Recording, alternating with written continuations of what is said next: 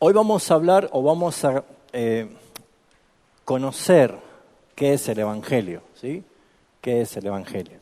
¿Por qué es importante? Porque a veces los damos por sobreentendido y cuando lo tenemos que explicar hacemos un enredo y hacemos un lío, Y no es esta la forma que vamos a evangelizar, sino que es cómo conocer el Evangelio. Es como cualquier cosa que uno necesita aprender, y ver de qué se trata y luego lograr la destreza y la práctica de la exposición, ¿no? Y es muy importante esto porque necesitamos todos nosotros saber de qué se trata.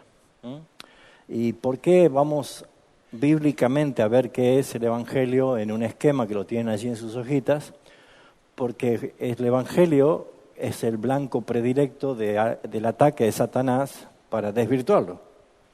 Y nosotros sabemos que si yo tengo un bidón de agua pura, cristalina, purificada, rica para tomarla, pero una gotita de cianuro hace que sea ya peligroso, ¿no? Entonces, es muy sutil y muy fácil desvirtuar el Evangelio. Y mucho más por el tiempo que nos toca vivir en este mundo. Estamos viviendo en un mundo en el cual se ha perdido el miedo, el temor. Hoy le decís a una persona, ¿usted sabe que se puede ir al infierno? Y le dice, no le mueve nada, ¿sí? O directamente dice, no hay Dios, no hay cielo, no hay infierno, o acá está mi cielo, acá está mi infierno.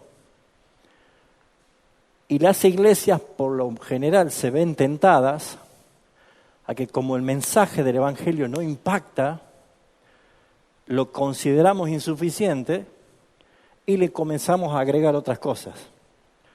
Pero no solo salvar tu alma, sino ser feliz, ser próspero, ser millonario, ser exitoso, o empezar a promover milagros, sanidades, toda tu familia va a estar sana, todo van a estar libres. Cosa que absolutamente eso no dice la Biblia. El Evangelio no se trata de obtener cosas, sino de perder cosas para alcanzar lo único que nos da el Señor.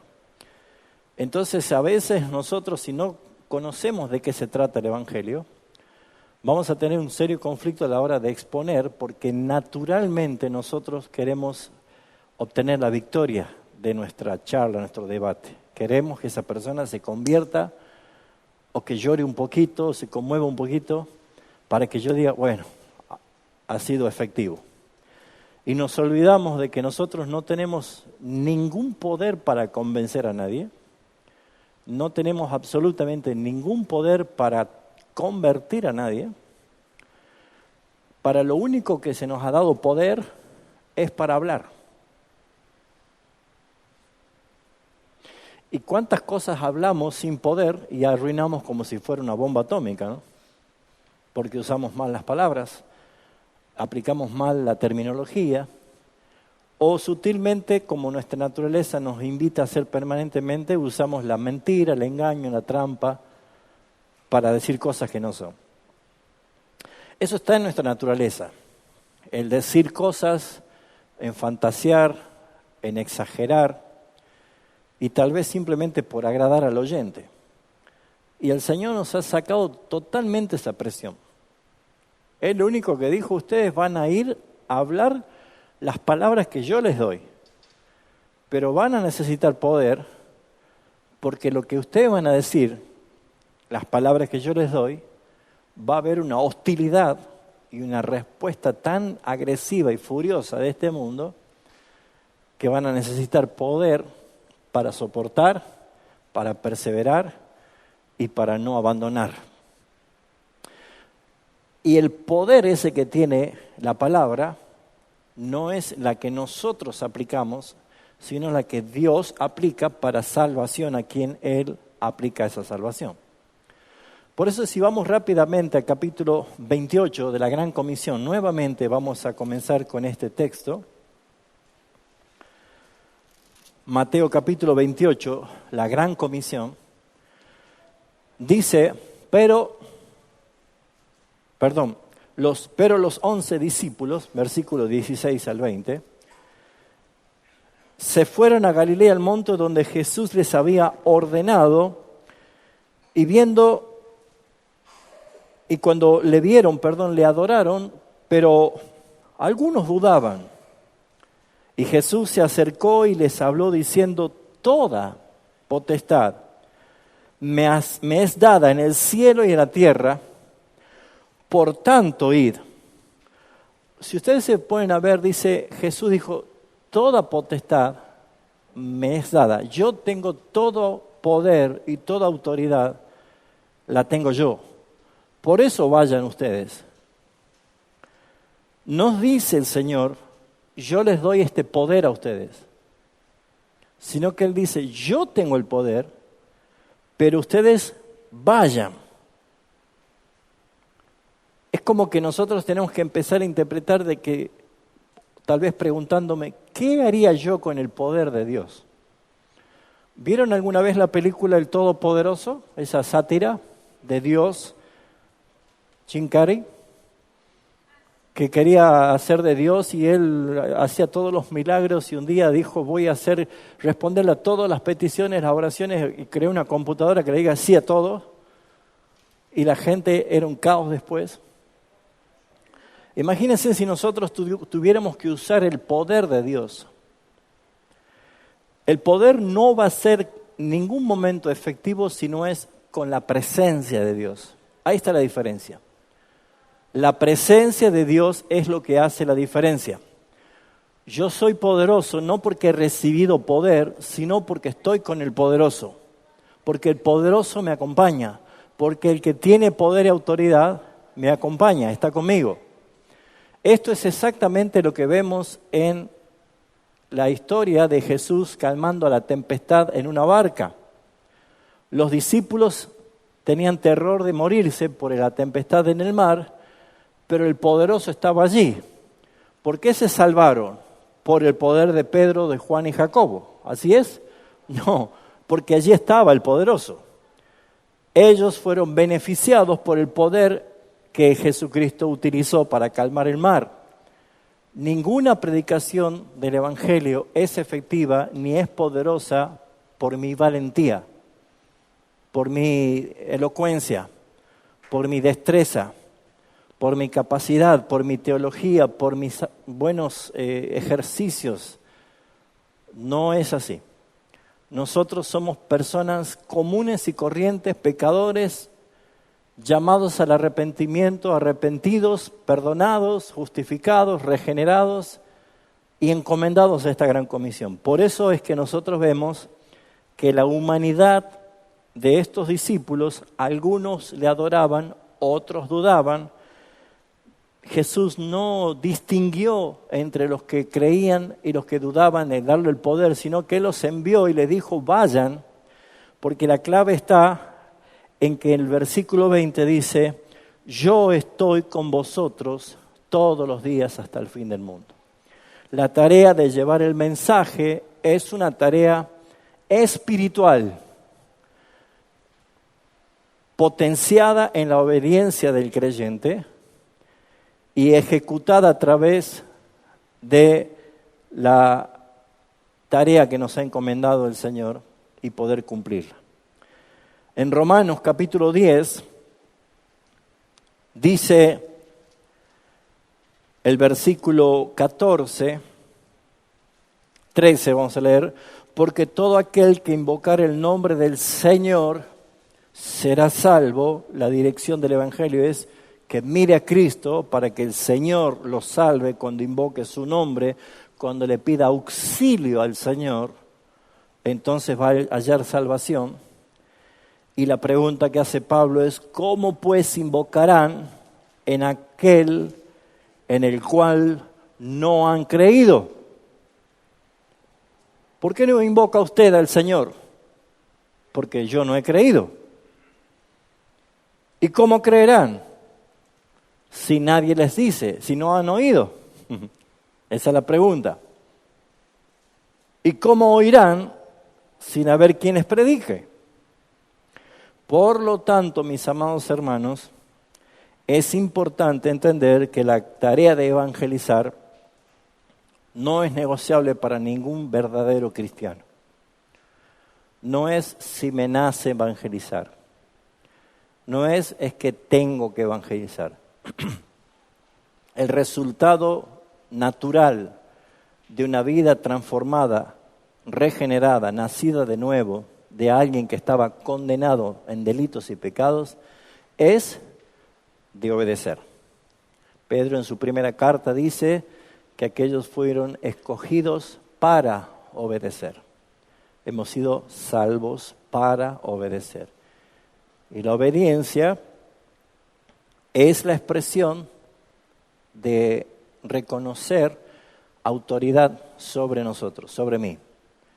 Yo voy a obedecer a quien reconozco quién está sobre mí. Por eso es que, como decía el miércoles pasado, antes de hablar el evangelio a otro, predicar el evangelio a otro, yo debo estar seguro si yo soy creyente, verdaderamente.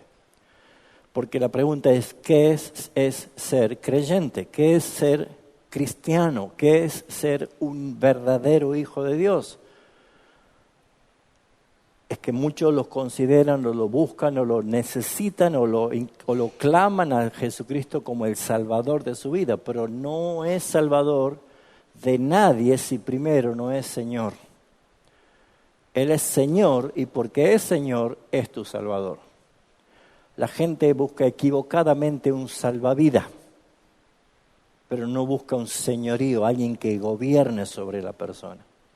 Entonces, las iglesias están llenas de personas que están convencidas que son salvas, pero viven sin señorío de Cristo. Ese es un severo problema. Entonces, ¿por qué necesitamos conocer el evangelio?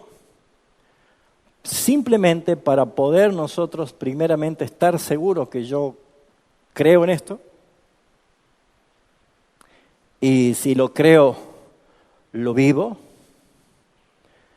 Y si lo vivo, ¿te vas a quedar con eso con vos y no lo vas a compartir a nadie? Porque de la abundancia del corazón hablará la boca.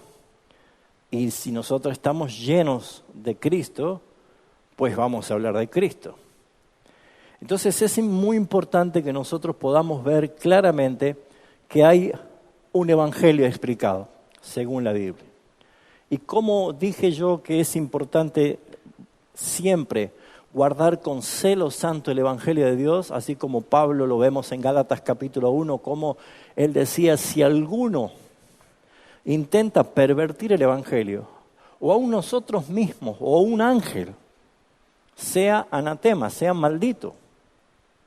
Porque justamente Satanás, desde el Edén, el resultado que le dio fue distorsionar la palabra de Dios, cambiar el mensaje. ¿Qué hizo Eva cuando habló con Satanás, con la serpiente? ¿Qué le dijo el diablo? Con que Dios ha dicho, no pueden comer de todos los árboles del huerto. Ella dijo, no, de todos los árboles podemos comer, pero del árbol que está en el centro, del bien y del mal, no comeréis. Y ella le agrega algo más, ni le tocaréis, para que no muráis. Entonces, fíjense en ustedes la trampa de Satanás, la mala interpretación del mensaje de Dios y del agregarle algo que Dios no dijo. Entonces, la necesidad de ser bíblico en el evangelio es muy importante, porque si yo estoy compartiendo el evangelio a alguien que está bajo la ira de Dios, condenado al infierno para siempre, y le tengo que hablar del evangelio, si yo le hablo del evangelio y le estoy diciendo un evangelio que está adulterado, que está contaminado, que tiene cosas agregadas, para yo convencerlo y ayudarlo a que él diga, sí, acepto a Jesús, lo único que yo hice es empujarlo un poquito más al infierno, convencido de que él va a ir al cielo. Y ese es un serio problema. Primer punto para descomprimir es que nosotros no convertimos a nadie. Nosotros solamente debemos anunciar, compartir el mensaje al que está perdido. ¿Y cómo rematamos? ¿Cómo terminamos? ¿Hacemos una oración? ¿Lo hacemos que repita una oración? Si no hay lágrimas, ¿no pasó nada? No. Le decimos, ¿puedo orar por vos? Lo oramos, le decimos, Padre, haz tu obra por tu Espíritu Santo. Amén. Nada más. Y uno plantó, otro regó, pero el crecimiento lo da el Señor. Tal vez nosotros no veamos el fruto inmediatamente. O si alguien ya plantó hace 5 años esa semilla y otro por allí empezó a regar, nosotros tal vez simplemente recibimos el fruto. Ahora, ¿para qué es esto del Evangelio? Pues si nosotros queremos engordar la iglesia, no es lo mismo que crecer la iglesia, ¿sí? Una cosa es engordar y otra cosa es crecer. ¿Cuándo engordamos la iglesia? Cuando nosotros pasamos a ser simpáticos para otras iglesias y hay hermanos disconformes con sus iglesias locales y entonces se sienten atraídos a venir a esta iglesia. Cuando son hermanos que vienen de otra congregación, la iglesia solamente está engordando. ¿Cuándo la iglesia crece? Cuando interviene Dios, añadiendo cada día a la iglesia a los que iban a ser salvos. Y esa es la tarea. Nosotros podemos recibir a muchos hermanos que a lo mejor están en un evangelio falso, están siendo manipulados y el Señor les abre los ojos, pues son bienvenidos. Pero la idea también es evangelizar al perdido. Aunque no hay ninguna garantía que esos hermanos, y aún aquí en esta propia iglesia, hayan hermanos que dicen que son creyentes y todavía no conocen al Salvador. Entonces, ¿por qué es necesario predicar el evangelio todo el tiempo? ¿Por qué es necesario recordar el evangelio todo el tiempo? Porque en eso hay gloria. Y en eso nosotros encontramos virtud. Así que, ¿qué es el evangelio? El evangelio usted lo tiene allí de las 4 columnas. Este método, que lo encontré por casualidad de Jacobo Bock, es un método que nosotros lo hacíamos, creo que yo tenía 14 años, 15 años en la vieja iglesia bautista allá en la calle Matienzo, en las que eran las cruzadas internacionales. No sé si alguno es tan viejo como yo, como para estar en esa época, no, pero nosotros en ese momento hacíamos este tipo de evangelio, que en realidad es el evangelio esto es para nosotros, es para que yo lo conozca, ¿sí? Voy a dar el ejemplo. Estos son los ingredientes para la pizza, pero yo no le doy la pizarra a los comensales, yo le doy la pizza. Pero esto es, yo debo tener estos ingredientes para que la pizza salga riquísima. Entonces yo lo que tengo que saber es qué es el evangelio. Porque si yo tengo el concepto que el evangelio es un conjunto de buenas noticias, estoy yendo a evangelizar con la gran omisión, no la gran comisión. ¿Qué le falta a la palabra omisión para que sea comisión? Le falta una letra. ¿Cuál es? La C de Cristo. Por lo tanto, la palabra comisión le está faltando a Cristo si yo saco a Cristo del plano y me voy yo a hacer mi tarea de evangelización. Entonces, ¿qué quiere decir? Si yo no hago la tarea de presentar no un conjunto de buenas noticias, eso se llama como omisión. El evangelio no es buenas noticias, el evangelio es una persona. La buena noticia es Cristo. Gracias por ese entusiasmo, hermano. Ustedes quieren pizza, ¿no es cierto? ¿Por qué decimos esto?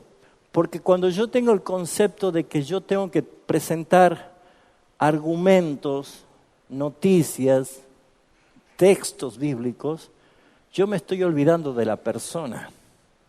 Y lo que necesita conocer ese pecador es al Salvador, a la persona, aquel que invoca el nombre del Señor. No el que recite textos bíblicos de Jesús, sino que tenga un encuentro con Él. Entonces, por eso es importante que nosotros conozcamos el Evangelio. ¿Cómo comienza todo? Con Dios.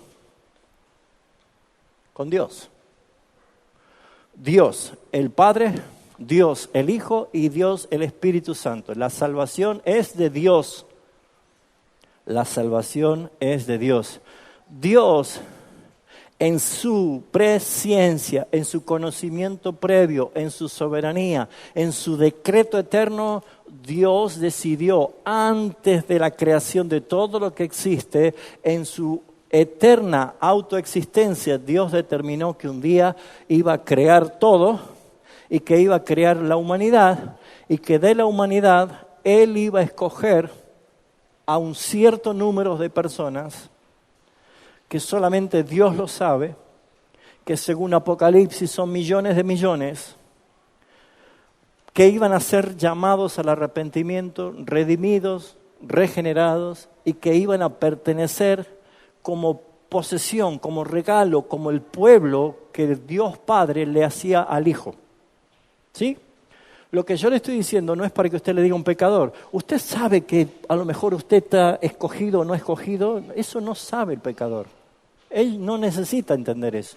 Pero yo sí debo saber desde el principio de qué se trata. Lo que nosotros podemos ver es que hay un plan de redención. Por eso es que ustedes ven que antes de Génesis 1:1 no está el índice solamente. Está un cordero que fue inmolado antes de la fundación del mundo, una expresión de amor antes de la fundación del mundo. Padre, me has amado antes que el mundo sea. Una expresión de gloria antes del principio de todo. La gloria que me diste antes que el mundo fuese. Los libros fueron escritos antes de la fundación del mundo. Escogidos antes de la fundación del mundo. O sea, hay muchas cosas que han pasado en la eternidad y que nosotros hemos recibido por revelación, solamente por revelación, lo que dice la palabra que nosotros podemos conocer. Entonces todo comienza con Dios. Dios es el autor de la salvación. Ahora, el hombre, que es el destinatario de la expresión de la salvación o de la condenación de acuerdo a la soberanía de Dios, tiene un problema. El punto de esta columna es el problema. ¿Por qué el hombre tiene un problema? Porque Dios lo pone en problema. ¿Por qué Dios lo pone en problema? Porque hubo algo que la Biblia nos muestra que ha sucedido y que ha traído un serio y grave problema. ¿Cómo el hombre llega a entender que está en problemas con Dios? A través del espejo que se llama la ley. La ley revela lo que hay en el corazón del hombre. Por lo tanto, si Adán tenía un solo mandato y lo desobedeció, ¿cuánto más nosotros que por la ley que Dios dio a conocer son 10?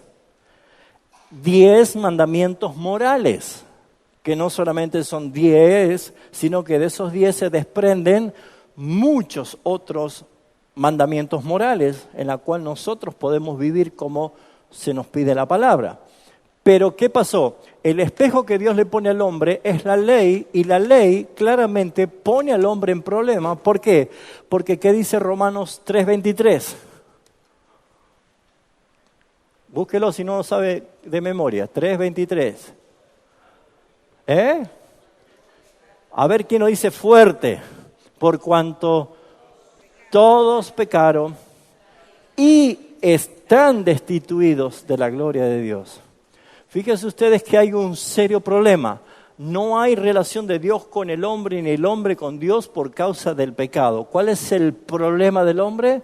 El pecado. Este gran problema trae una clara... ¿Cómo? Con consecuencia. ¿Por qué?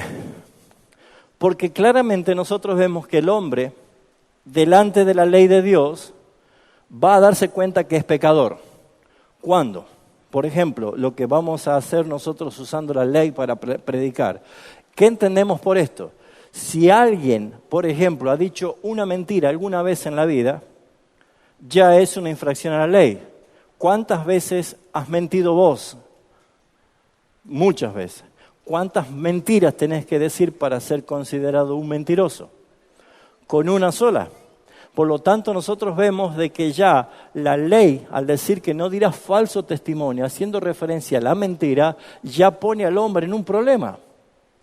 ¿Cuántos han robado alguna vez?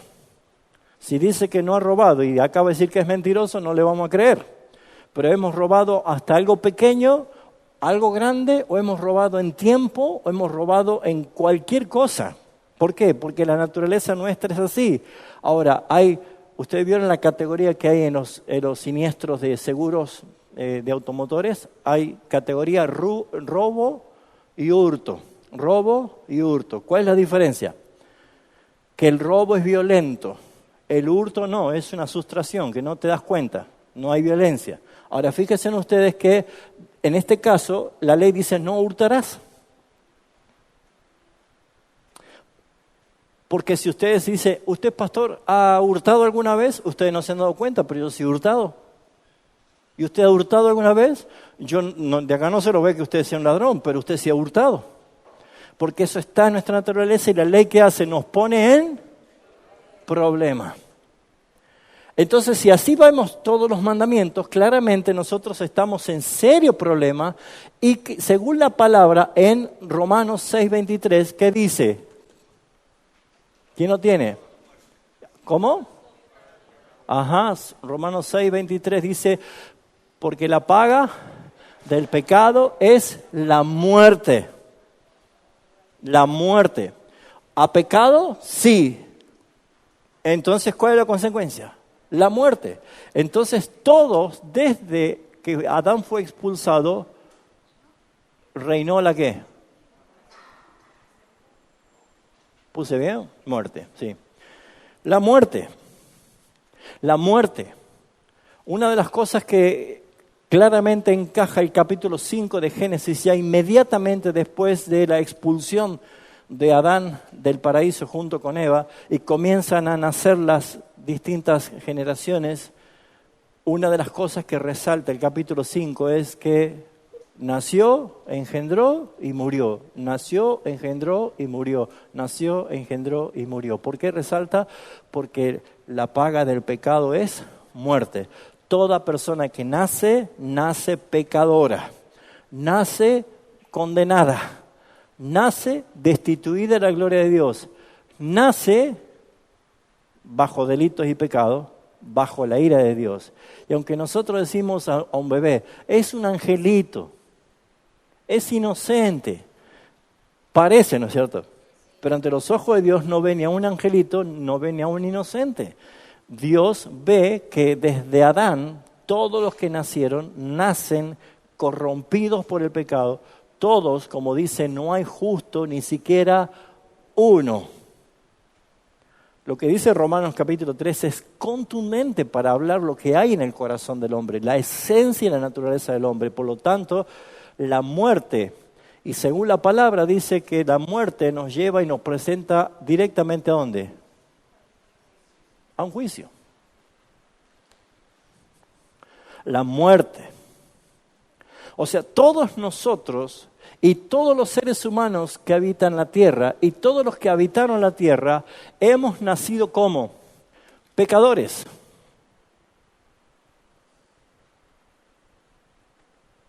Pecadores. Y ese es un problema grande delante de Dios, porque la consecuencia del pecado es la muerte y la muerte me lleva a un juicio. Por lo tanto, mis amados hermanos, ¿qué es lo que hace la naturaleza pecaminosa delante de Dios? Nos muestra todo como pecador. Todos somos pecadores. Y por ser pecadores delante de Dios, todos estamos directamente separados, destituidos, sin relación con el Señor. Y acá no solo es un problema, sino es un problema eterno, un serio problema. Al entender esta realidad de lo que nosotros vamos viendo, algo que ustedes van a hacer como tarea personal, y pueden hacerlo si quieren juntarse en grupo, de a dos o lo como quieran, es ustedes poner textos bíblicos que vean que esto dice la palabra, ¿sí? Yo voy a poner solamente 4, pero yo quiero que ustedes pongan textos para que cuando ustedes vean el esquema ya se lo relacionen con los textos bíblicos, ¿sí? Entonces, Dios, el autor de la salvación, al hombre lo pone en problema cuando él presenta su ley, y el hombre, al ser comparado con la ley, el hombre es considerado pecador. Por lo tanto, hay un problema y hay una consecuencia, la muerte. Y la muerte va a derivar ¿en qué cosa? En 2 resultados de juicio. ¿Qué es qué cosa? Cielo.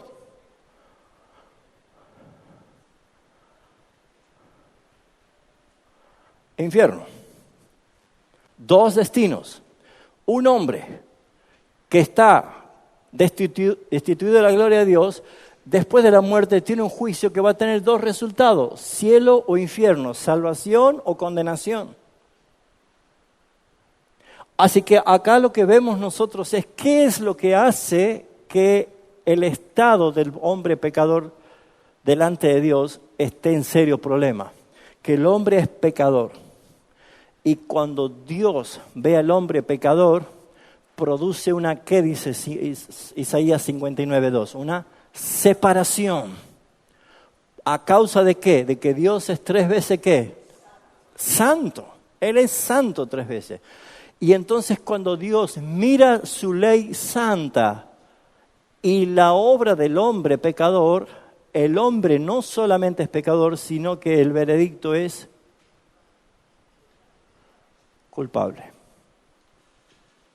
El hombre es culpable. Merece la condenación. Dios no es malo por mandar a alguien al infierno. Dios es justo. Dios es justo. Por lo tanto, el hombre pecador es literalmente culpable. ¿Por qué? Porque ahora él abiertamente, delante de la ley de Dios, no tiene excusa. Su boca queda cerrada, no tiene argumentos para defenderse. Es culpable. Y el resultado de ser un hombre pecador y culpable, en cuanto a que Dios es un Dios vivo y es un Dios espiritual, el hombre está en un estado como muerto. El hombre está muerto. Muerto en sus delitos y pecados. Por eso es que Pablo dice que el hombre no entiende, no comprende, no busca a Dios. Por eso, mis hermanos, es difícil que alguien que diga que es cristiano todavía siga siendo una persona que no ha resuelto su pecado. Que siga siendo una persona que todavía carga con la culpa. Y lo peor de todo es que todavía muestra una vida como si estuviera muerta. Un muerto puede orar, un muerto puede testificar, un muerto puede tener disciplina en la lectura de la palabra, un muerto puede servir eficazmente al Señor. No, nada de eso. ¿Por qué? Porque está muerto. Por lo tanto, el problema de la consecuencia en el hombre que por la ley es pecador es serio. Y esto no es solamente, sino que la consecuencia de su estado lo muestra al hombre delante de Dios sucio. Dios es puro. Muy limpio eres de ojos. Después busque qué texto estoy citando, ¿no? Muy limpio, Muy limpio eres de ojos para ver lo inmundo, Señor. Ahora, yo estoy sucio, una persona está sucia, alejada de Dios, sin el problema resuelto, el hombre está sucio. Por eso es que no habitará inmundo, no habrá inmundo que camine por su camino, no va a poder transitar. Y por ende, cuando alguien está sucio, no tiene ninguna intervención con Dios Santo, por lo tanto ese hombre pasa a ser un esclavo. ¿De quién? De Satanás y esclavo del pecado. Esclavos. Esa persona es esclavo del pecado. Esa persona no es libre. No puede dejar de hacer lo que Satanás quiere que haga, porque es esclavo. No puede dejar de pecar porque es esclavo del pecado. Por lo tanto, vean ustedes las consecuencias. Y todo esto es porque la ley actúa como un espejo. La ley actúa como un espejo. Es importante que lo podamos ver. El hombre está esclavo. ¿Puede un esclavo decir, me voy a tal lugar? No, porque está esclavo. ¿Puede gozar de la libertad? No, porque está esclavo. ¿Puede imponer cosas? No, porque está esclavo. El que es esclavo no puede hacer nada más que someterse al que lo domina. Por esa razón es que el problema del pecador es bastante serio. Pero no obstante, si algo más le tuviera que faltar al detalle, encontramos que el hombre también es enemigo de Dios. Y yo no sé si alguna vez tuvo enemigos en la vida, algún vecino, algún compañero, alguien que fue un enemigo de usted. ¿Qué se siente tener a alguien por enemigo? ¿Es una permanente qué? Amenaza. ¿Qué otra cosa? Un ataque constante, hostigamiento, fuerte, guerra, bélico, conflicto, buscar pelea. ¿Te deja tranquilo? No. Bueno, si entendemos claramente lo que es tener a alguien como enemigo, y no es para nada lindo, ¿sabe lo que es tener a Dios como enemigo? Ese es un serio problema, y todo eso es por causa de ¿qué? De que el hombre que considera que es una buena persona, cuando le mostrás la ley de Dios, lo primero que revela la ley de Dios que es un pecador, que es un culpable por infringir su ley, que está muerto, que no puede tener ninguna relación con las cosas vivas de Dios, que está sucio, contaminado, maloliente. El pecado es deplorable, sucio. Es un esclavo del pecado y por ende está como enemigo de Dios. Y algo que Jesús dijo en Juan capítulo 3, no le digo más, si quiere alguno búsquelo si lo encuentra, que el hombre está bajo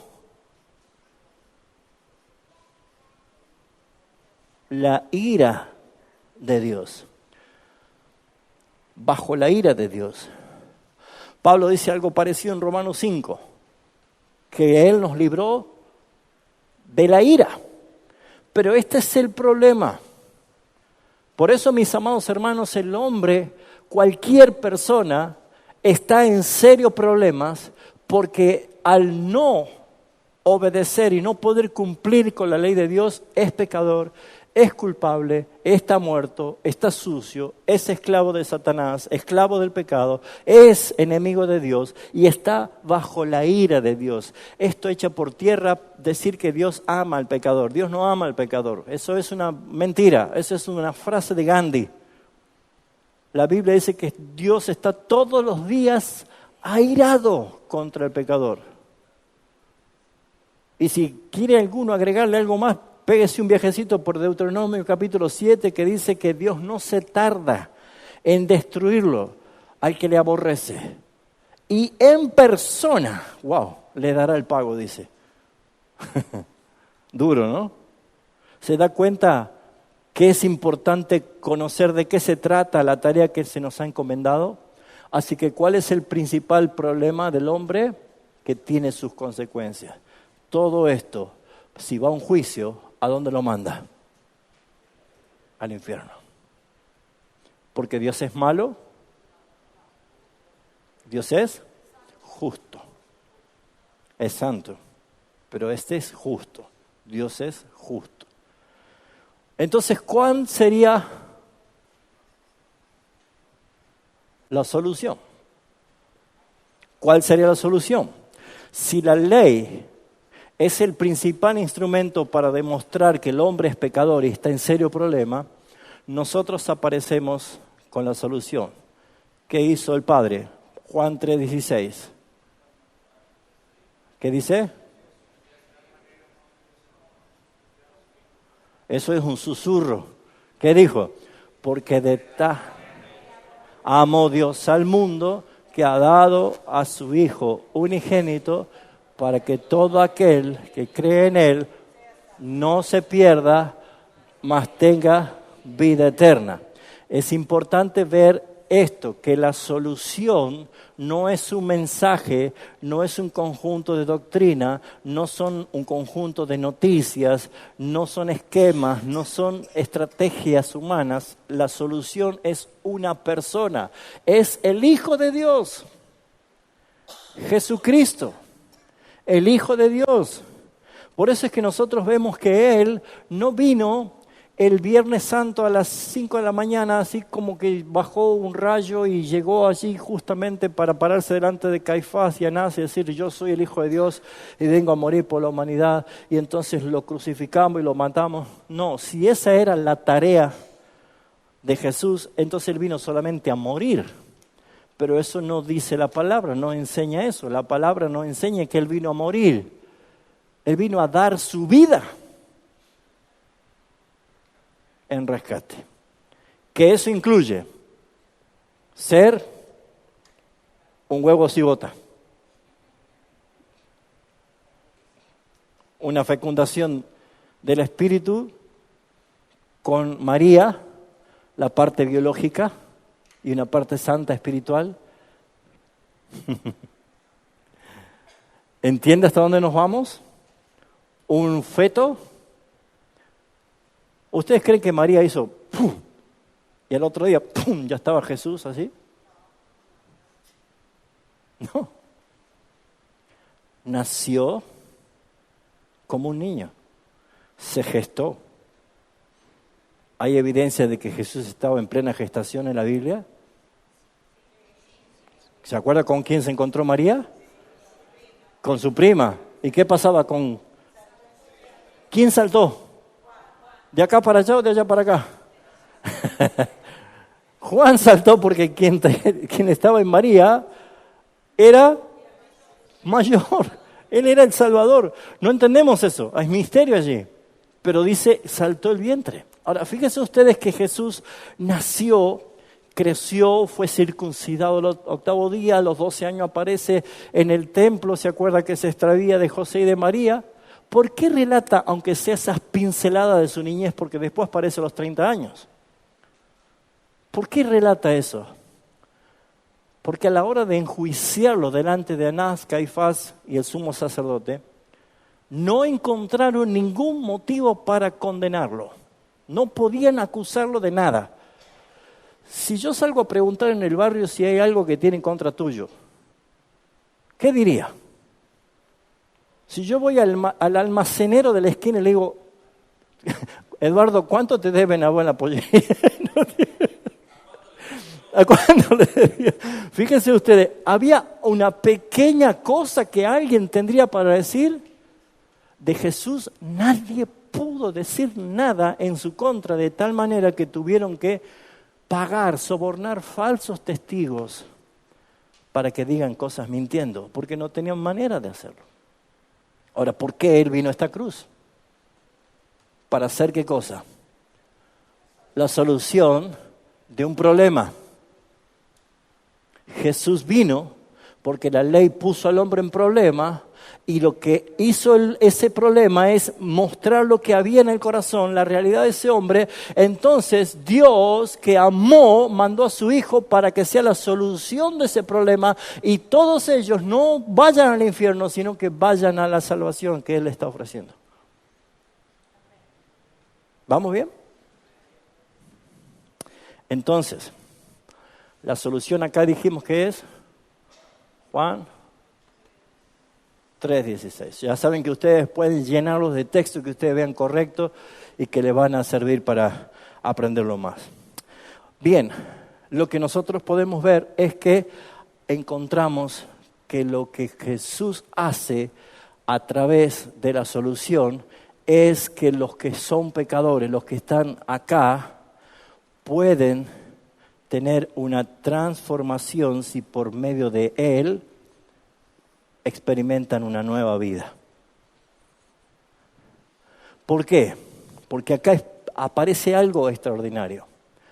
Jesús tomó nuestro lugar. Hay 3 aspectos muy claros de la teología que revelan qué pasó con Jesús. Él murió por cada uno de nosotros, de su pueblo, por su pueblo escogido, murió. vicariamente. Diga conmigo vicariamente. ¿Qué significa vicario?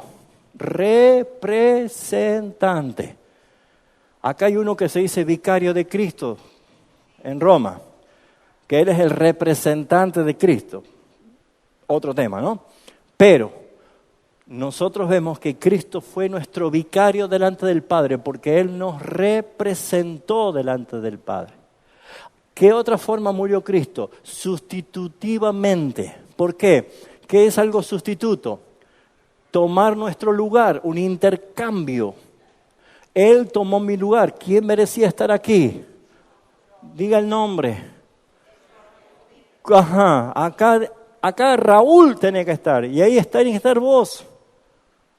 Pero no fue tu vida la que fue condenada, sino que tomó Jesucristo sin haber cometido un pecado. Y se cumple la profecía, el Cordero de Dios que quita el problema, el pecado. Porque Él es el Cordero del sacrificio. ¿Cómo tiene que ser el Cordero? ¿Se acuerda del ritual?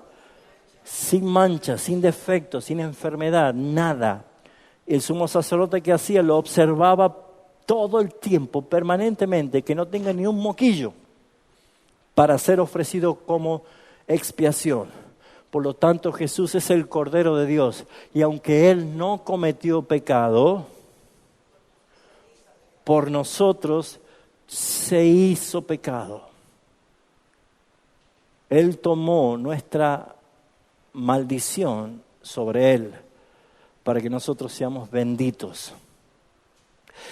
Quiere decir que todos nuestros pecados, todos tus pecados, pasados, presentes y futuros, fue sobre la cruz, sobre Jesús. Sobre cada uno de tus pecados, de omisión, de comisión, todos los pecados, aun eso que nosotros llamamos pecaditos piadosos, pecaditos blancos, todo lo que es infracción a la ley, Jesús lo pagó. Y el tercer aspecto, Jesús murió en forma penal. ¿Qué quiere decir? Vicaria, sustitutiva, y ahora digo conmigo, penal. ¿Qué es la muerte penal? Que si la paga del pecado es la muerte, Él pagó la penalidad del pecado con la muerte. ¿Y quién murió? El que no cometió pecado. ¿Por qué? Porque tomó mi lugar y me representó delante del Padre. Por esa razón es que Jesucristo nuestro Señor, es el único que trae solución al principal problema y que el hombre siendo pecador, ahora en Cristo, cuando se encuentra con Jesucristo, ahora se siente perdonado.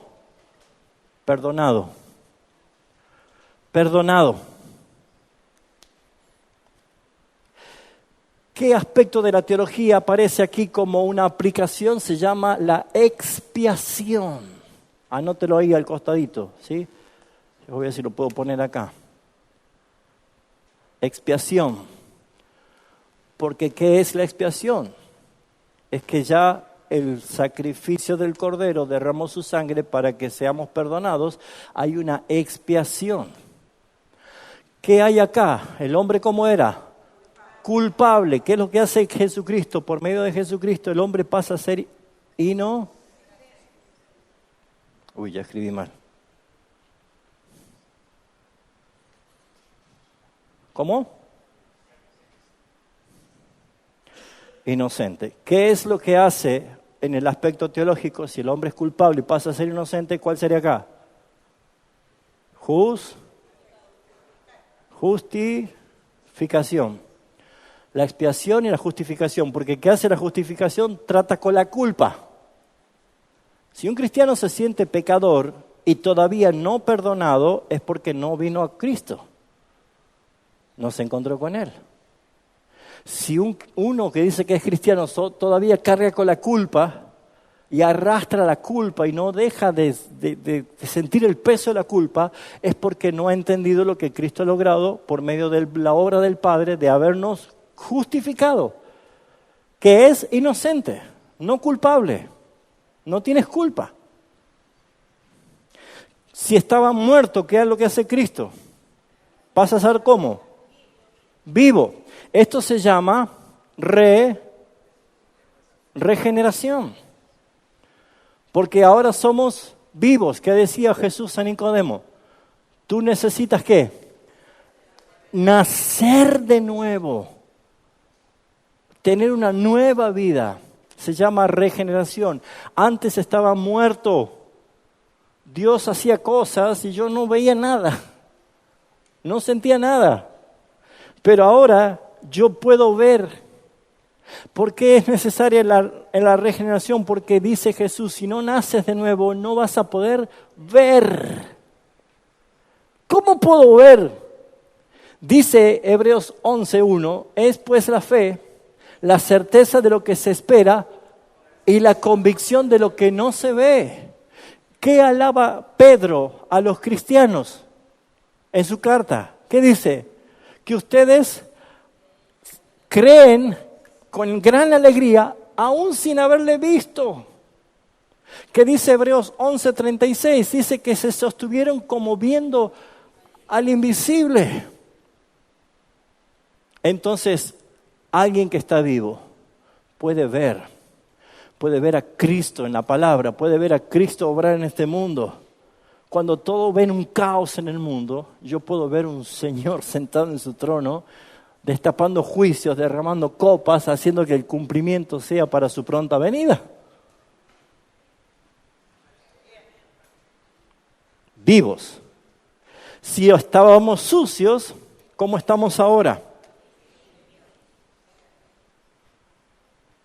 Limpios. ¿Qué es lo que hace esto de acuerdo al aspecto de la teología? Expiación, justificación, regeneración, santificación. ¿Qué hace la santificación? ¿Con qué nos santificamos? La justificación es una para todos igual, pero la santificación tiene su grado. No es igual para todos. ¿Por qué hay diferencia? ¿Cuántos se han bañado hoy o a la noche? Diga la verdad, no mienta. ¿Cuántos se van a bañar hoy? Bien. ¿Cuántos no se bañan 3 días o 4 días seguidos? En invierno, ¿no? ¿Quién nos deschaba a nosotros que no nos hemos bañado? Hermano, hiede ya. Ya hace 4 días que no va a la ducha, ya hiede. Bueno, ¿qué es lo que nosotros vemos? ¿Por qué uno huele más rico que otro espiritualmente? Porque la santificación es un ejercicio diario del cristiano. ¿Con qué me santifico? Jesús lo dijo en Juan 17. Santifícalos en tu verdad, tu palabra es verdad. La Biblia, si usted se va al Salmo 119, va a encontrar cantidad de textos que le habla justamente de la purificación por tu palabra. Vosotros ya estáis limpios, le dijo Jesús, que Pedro quería que lo bañe todo. Lávame la cabeza, bañame, dale. Vosotros ya estáis limpios por la palabra que les he dado. Amén. ¿Resuelto el problema de la suciedad? Sí. ¿Resuelto el problema de la muerte? Sí. ¿Resuelto el problema de la culpa? Sí. ¿Y del pecado? Sí. ¿Quién? Jesucristo. ¿Cuál es el otro problema que está quedando? El esclavo. Libre. Somos libres. ¿Qué aspecto tenemos acá? La adopción. ¿Hay alguien más libre que el Hijo? Cuando uno está con el Padre en su casa es libre, está en su casa. Y la adopción, por eso nosotros, si el Hijo os libertare, seréis verdaderamente libres. Ya no somos esclavos del pecado, ya no somos esclavos de Satanás, ahora somos libres. Diga conmigo, soy libre. Pero no puede fumar, no puede mirar la tele, no puede bailar, no puede ver el fútbol, no puede esto. Déjeme decirle que si hay hermanos que creen que usted es libre, pero no puede hacer esto, esos son robadores de libertad. Pablo dice en su palabra que todo lo puedo hacer, pero, ahí está la clave, como yo soy libre ahora, antes yo no podía escoger cuando era esclavo. Tenía que ver pornografía porque era esclavo, tenía que consumir droga porque era esclavo, tenía que emborracharme porque era esclavo, tenía que ser violento con mi esposa, con mis hijos porque era un esclavo. Ya eso lo solucionó Cristo, me dio libertad. Ahora yo puedo decidir. Ante lo que me va a pasar, yo prefiero decir no. Esto no me conviene, no me edifica. A veces vienen jóvenes, y a veces jóvenes de otra iglesia que no saben qué estamos enseñando, y charlando, dice, ¿y usted dejan que los jóvenes bailen? Sí, le digo, sí. ¿En serio? ¿Y usted deja que los jóvenes bailen? Sí, los jóvenes pueden hacer lo que se les antoje. Si son hijos de Dios, son totalmente libres para hacer lo que quieran. Pero, la madurez espiritual para vivir esa libertad es fundamental. ¿Sí o no? ¿Cómo?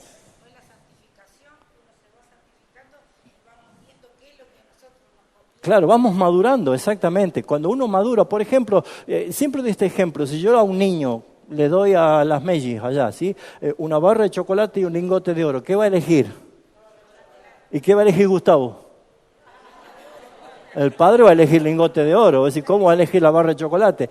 Un niño no entiende el valor de las cosas. Ahora, Gustavo es dueño de su auto. Sus hijas también son dueñas del auto del papá, pero sería una locura si él le da el auto, la llave para que su hija maneje el auto, ¿sí o no? Aunque es dueña, igual que él, no es apta porque no es madura. Entonces, ahí sí es importante entender por qué hay que decirle, hermano, no haga eso. ¿Me está prohibiendo? No, no te conviene, hermano. Pero cuando ya madura la fe, el hermano dice, no voy a hacer eso. En la vieja vida, probablemente, tenías problema con el alcohol, esclavo del alcohol. Hoy ya no, gracias a Dios. Y has madurado. Y si alguien te dice, vamos, vos sos capaz de decirle ¿qué? Gracias. ¿Por qué? Porque sos libre. ¿Se entiende esto? Esto es evangelio, hermano. Y por eso es que somos adoptados. Y el Padre regula la huiustesia. ¿Se acuerda qué era la huiustesia? No. La palabra huios es hijo. Y la palabra aplicada en griego, huiustesia, significa declarar la mayoría de edad a un hijo. ¿Sí? Entonces, cuando nosotros decimos, bueno, ahora sí, toma la llave del auto, cuando ya tiene una mayoría de edad y su responsabilidad para hacerlo. ¿Es dueño de todo lo que yo tengo? Sí, igual que yo, pero no le puedo dar porque sería una torpeza. Dios sabe en qué nivel de crecimiento estamos, qué nivel de madurez. Por eso es que no nos da a veces las cosas que pedimos porque sos inmaduro todavía.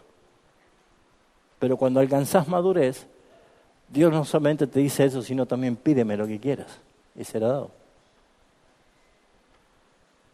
¿Por qué dice pide y no recibe? Porque piden mal. ¿Y para qué piden? Para malgastar en tus deleites. No es malo Dios, es sabio. ¿Cuál es el otro problema que teníamos? Enemigos de Dios. ¿Qué pasamos a hacer ahora por medio de Cristo con Dios? Amigos. ¿Esto qué otro punto? Expiación, justificación, regeneración, santificación, adopción. ¿Y acá qué será? Reconciliación. Muy bien. Reconciliación. ¿Algún texto?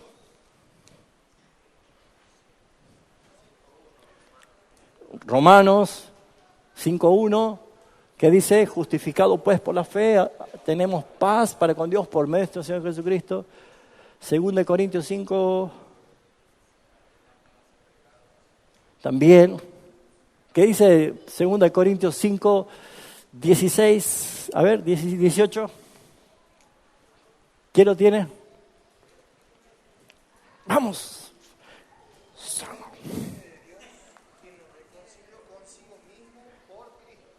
Dios es el que obra por Cristo reconciliándonos consigo mismo. Es Dios quien quiere que nosotros dejemos ser enemigos para ser amigos reconciliados por medio de Jesucristo. Qué hermoso. Léelo.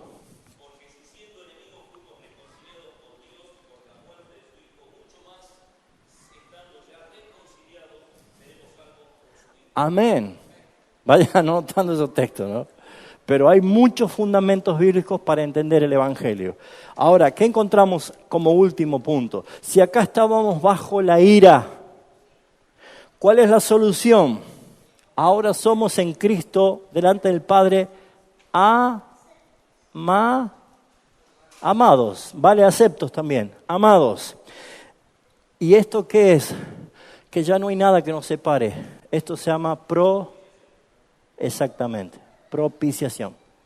¿Qué es la propiciación?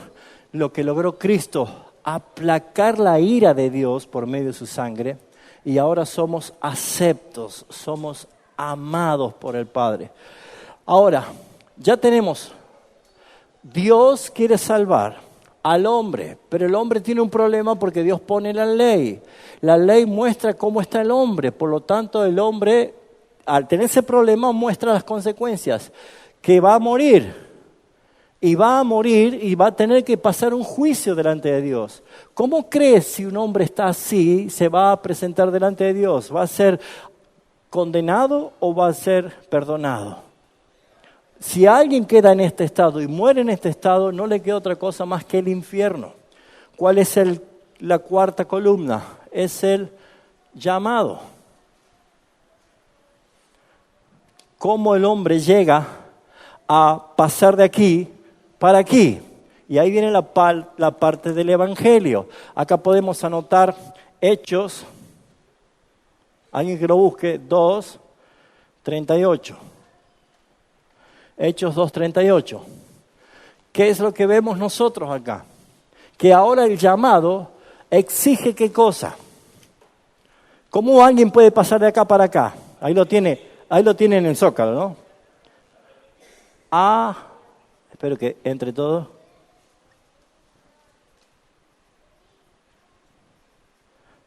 Arrepentimiento y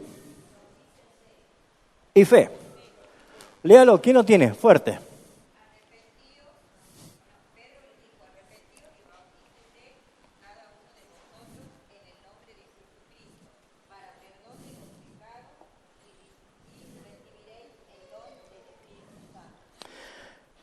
¿Cómo una persona pecadora puede llegar a ser perdonado? Hechos 17:30. ¿Qué es lo que Dios manda? ¿Quién lo tiene?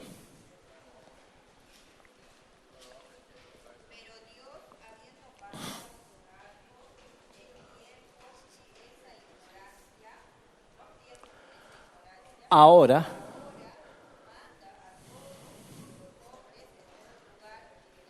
que se arrepientan. No es una opción, no es, ¿has entendido el mensaje? ¿Cuál es tu opinión? ¿Qué opinas? ¿Te gustaría? No.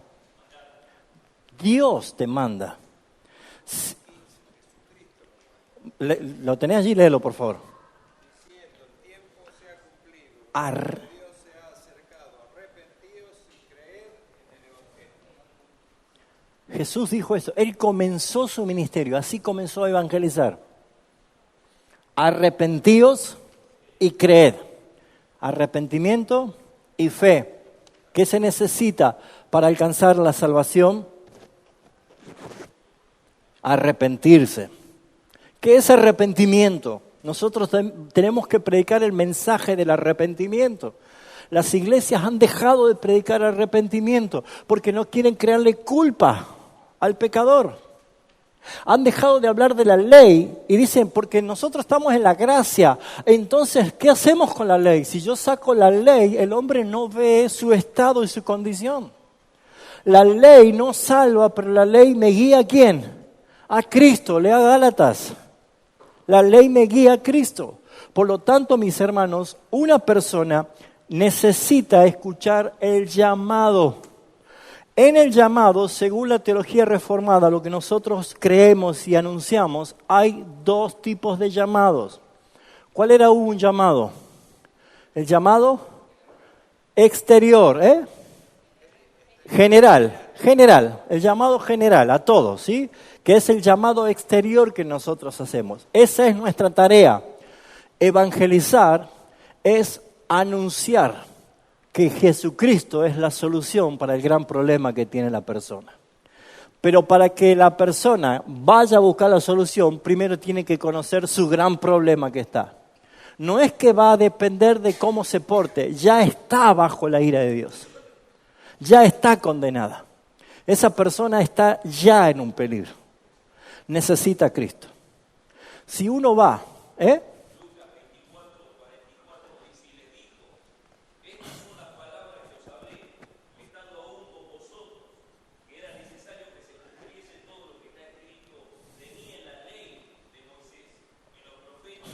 ahí está.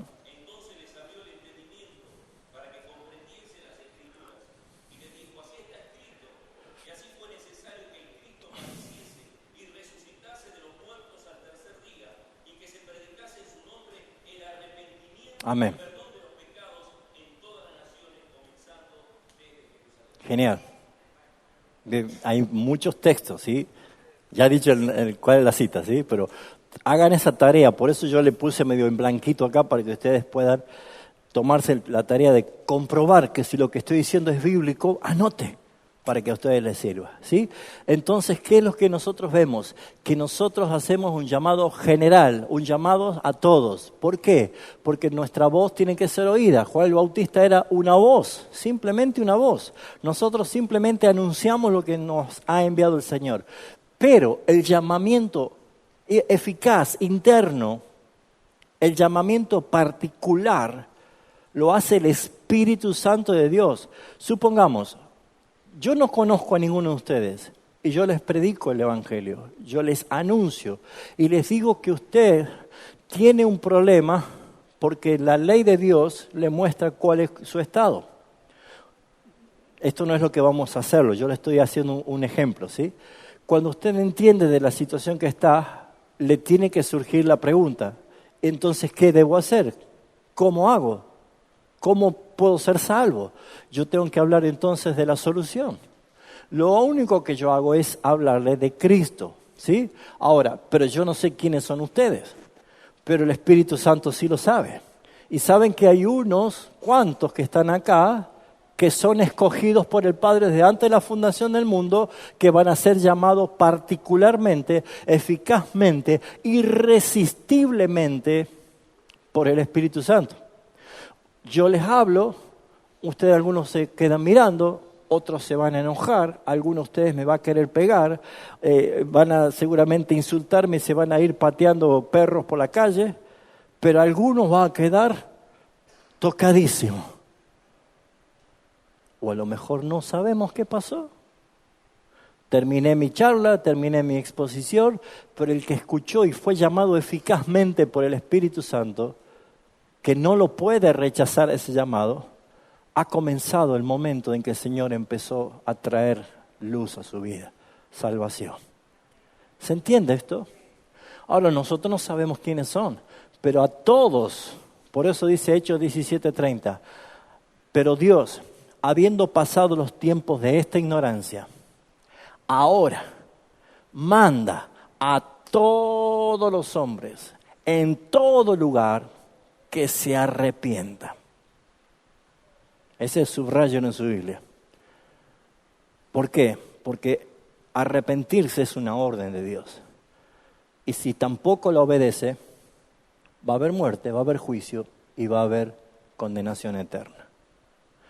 Este punto también se ha dejado de predicar en las iglesias. No se habla del infierno, no se habla del cielo. Entiende cuando hablamos de cielo, ¿no es cierto? Ya hemos enseñado muchas veces eso, pero no está mal decirlo. Pero no hablan del infierno, no hablan de la condenación.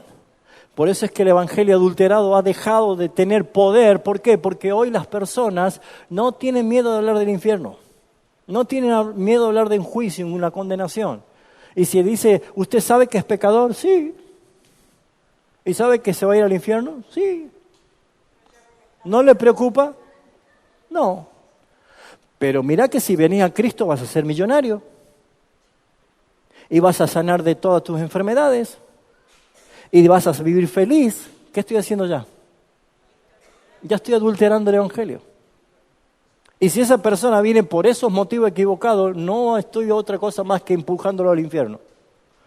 Por eso, mis amados hermanos, un pecador necesita conocer a Jesús como la única solución de su gran problema para que entonces pueda ser transformado en una nueva criatura que es perdonado, que es inocente, que está vivo, que está limpio, que está libre, que es amigo de Dios y es amado por Dios. ¿Se entendió? ¿Cuál es tu posición? ¿Aquí o aquí? No responda, evalúe. ¿Por qué? Porque muchos pensamos que estamos aquí por lo que yo hago, por lo que yo siento, por lo que yo creo. Pero ¿te has encontrado con el Evangelio? ¿Por qué necesitaba yo entregarle esta enseñanza al Evangelio? ¿Por qué? Porque necesitas saber de qué se trata el mensaje. Y esta es ni más ni menos una historia de amor y de misericordia. Aunque hayan personas que están condenadas en el infierno. Condenadas al infierno. ¿Por qué es una historia de amor? Porque Dios, siendo justo, debería mandarnos absolutamente a todos los seres humanos al infierno, siendo justo. Pero hay algo que glorifica, aparte de su justicia, glorifica su gracia, su favor, su misericordia. ¿Y cómo lo hace? Con un plan que Dios estableció de antes de la fundación del mundo para ver cómo hace que un pecador sea salvado. Y todo apunta a su Hijo, nuestro Señor, nuestro Salvador. Mi hermano querido, mi hermana querida, conozca el Evangelio, vívalo el Evangelio todos los días y enseñarlo, proclamarlo va a ser un resultado natural de haberse sentido perdonado, inocente, de estar vivo, de estar limpio, olor a Cristo, de estar libres, hermanos. Ninguna condenación hay para vos ya, ninguna. ¿Podés entender eso? Ninguna condenación hay. De ser amigo de Dios y de ser amado eternamente por el Señor. El resultado de vivir esta realidad, evangelizar, no vas a tener miedo, no vas a sentirte inseguro, lo vas a disfrutar. Incluso sabiendo que te pueden abofetear, escupir, insultarte. ¿Qué sentían los discípulos? Se sentían dignos de haber sido maltratados por causa de Cristo. Amén. Oramos y abrimos un pequeño foro para preguntas, respuestas, comentarios. Te damos gracias por tu plan perfecto, Padre Celestial. Gracias por la obra de nuestro Señor Jesucristo, trayendo salvación para nuestras vidas. Gloriosa la obra de tu Espíritu Santo, aplicando la redención a nuestras vidas, haciéndonos nacer de nuevo. Preciosa tu palabra que nos da semejante verdad. Es un tesoro que lo tenemos en nuestras manos, en nuestras casas y muchos las desprecian. Glorioso es este rebaño de ovejas que recibimos la gracia de que tú vivas con nosotros y nos instruyas y nos alimentes. Te alabamos, te bendecimos por todo lo que Cristo nuestro Señor ha hecho. Y por favor, abre los corazones y salva a aquellos a quien nosotros estamos pidiéndote.